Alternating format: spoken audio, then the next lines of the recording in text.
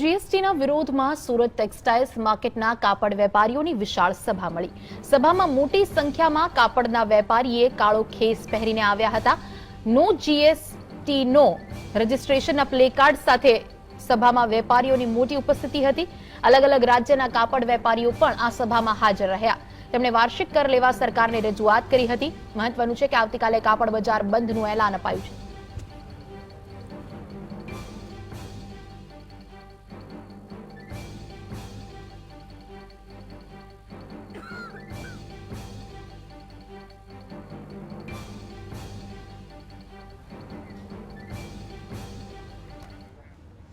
અને પરંતુ રાજ્યના અન્ય કાપડના વેપારીઓ પણ જીએસટી સામે વિરોધનો સૂર હવે ઉઠાવી રહ્યા છે.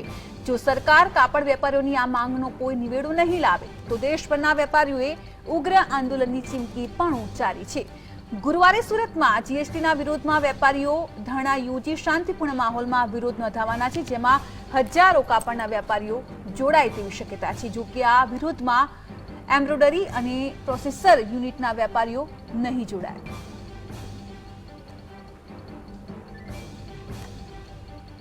1 જુલાઈથી સરકાર દ્વારા જીએસટી લાગુ કરવામાં આવી રહ્યો છે, ત્યારે કાપડ પર લાદવામાં આવેલી જે જીએસટીનો જે કર છે તે સમગ્ર માફ કરવામાં આવે તેવી કાપડ વેપારીઓની માંગ છે.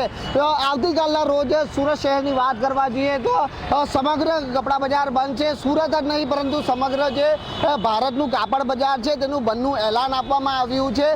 જીએસટી સુરત ટેક્સટાઇલ જીએસટી સંઘર્ષ સમિતિ દ્વારા બંધનું એલાન કરવામાં આવ્યું છે, જેમાં રાજ્ય અલગ અલગ શહેરોના વેપારીઓ પણ આ બંધમાં જોડાવાના છે. આશરે પોસ્ટલ અને જે જીએસટી સંઘર્ષ સમિતિના જે પ્રમુખ છે તેના જણાવ્યા અનુસાર આશરે 60 થી 70,000 જેટલા વેપારીઓ આ બંધમાં જોડાશે અને શાંતિપૂર્ણ માહોલમાં જીએસટીના વિરોધમાં ધરણા પ્રદર્શન કરશે. તદુપરાંત આ આંદોલનની અંદર જે પ્રોસેસર યુનિટના જે સંચાલકો છે અને જે એમ્બ્રોઇડરી વેપારીઓ છે તે નથી જોડાવાના તેવી પણ પ્રતિક્રિયા આપવામાં આવી રહી છે. પરંતુ સરકાર જો આ મુદ્દે જીએસટીના કર મુદ્દે જો સમસ્યાનો ઉકેલ નહીં લાવે તો આગામી દિવસોમાં અચોક્કસ મુદ્દતની હડતાલ પાડવાની પણ ચીમકી વેપારીઓ દ્વારા આપવામાં આવી છે. કેમેરા પર્સન ભરત બ્રહ્મભટ્ટ સાથે રાકેશ બ્રહ્મભટ્ટ, જીએસટીવી, સુરત.